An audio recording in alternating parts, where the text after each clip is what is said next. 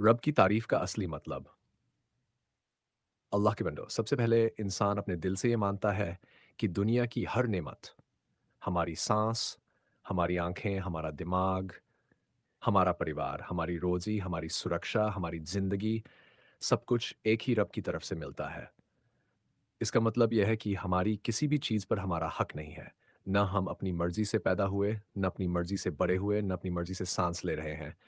ये आयत इंसान के दिल में शुक्र और नरमी पैदा करती है, दिल को ज़मीन पर लेकर आती है और अहंकार को तोड़ देती है।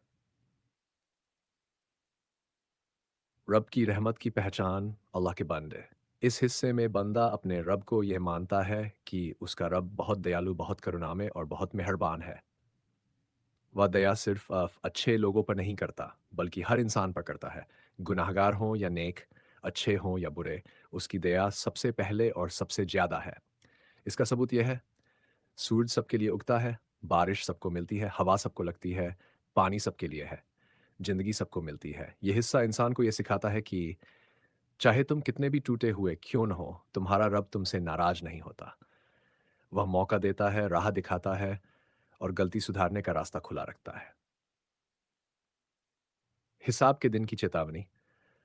अल्लाह के बंदो सुनो, ये हिस्सा इंसान को याद दिलाता है कि एक दिन ऐसा आएगा जब हमारी जुबान बंद होगी, हमारे हाथ-पाँव गवाही देंगे, हमारे कर्म सामने होंगे और हमारा रब फैसला करेगा दुनिया में चाहे कितना भी झूठ बोला जाए, कितनी ही चालें चली जाएँ, लेकिन उस दिन कोई चाल, कोई ताकत, कोई पैसा काम नहीं आएगा।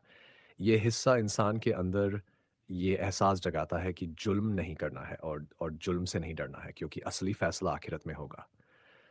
सिर्फ़ उसी की बंदगी और उसी से मदद। अल्लाह के बंदो, ये हिस्सा पूरी सूरा का दिल है। इसमें बंदा ये वादा करता है कि मैं सिर्फ़ एक रब का आज्ञाकारी हूँ, न किसी लालच का, न किसी डर का, न किसी इंसान का। और मैं सिर्फ़ उसी रब से मदद माँगता हूँ। क्योंकि लोग बदल जाते हैं, दुनिया भूल जाती है, रिश्ते टूट जाते हैं, हालात मुश्किल हो जाते हैं, मगर रब कभी नहीं बदलता। ये हिस्सा इंसान को ये समझ देता है कि असली सहारा सिर्फ़ ऊपर वाला है, बाकी सब ज़रिया है। बाय, सही रास्ते की दुआ। अल्लाह के बंदे, ये हिस्सा इंसान की सबसे बड़ी ज़रूरत है, क्योंकि इंसान गलत रास्तों की तरफ बहुत जल्दी खिंच जाता है। लालच, गुस्सा, ईर्ष्या, धोखा, बुराई, शैतान की फुसफुसाहट, दोस्तों का गलत असर। इसलिए बंदा अपने रब से कहता है, मुझे वह रास्ता दिखा जो सही है, साफ है और सुकून देता है। इस सही रास्ते के अंदर सच्चाई, विनम्रता, दया, ईमानदारी, दूसरों का हक, खुद की सफाई, दिल की पवित्रता, अच्छे कर्म सब शामिल हैं। है सिक्स, अच्छे लोगों के रास्ते की पहचान। अल्लाह के बांडो, इस हिस्से में इंसान ये दुआ करता है कि मुझे उन लोगों का रास्ता दिखा जिन पर तूने अपना खास इनाम किया। ये लोग कौन हैं?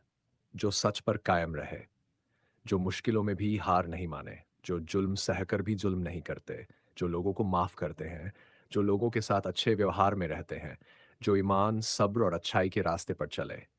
ये दुआ हमें ये सिखाती है कि अगर ज़िंदगी में रोशनी चाहिए, तो रोशनी वाले लोगों के रास्ते पर चलो।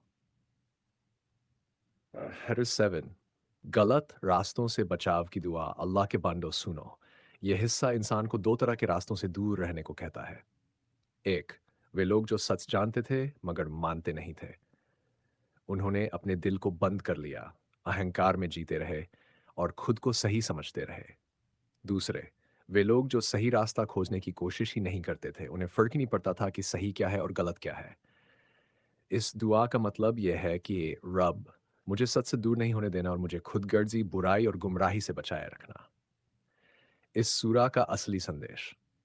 अल्लाह के बंदो, पूरी सूरा का निहर ये है कि अपने रब को पहचानो, उसकी दया को समझो, उसके फैसले पर भरोसा करो, अपने कर्मों को ठीक करो, सही रास्ता मांगो, गलत रास्तों से बचो, दिल को साफ रखो और हमेशा उसका शुक्र अदा करो।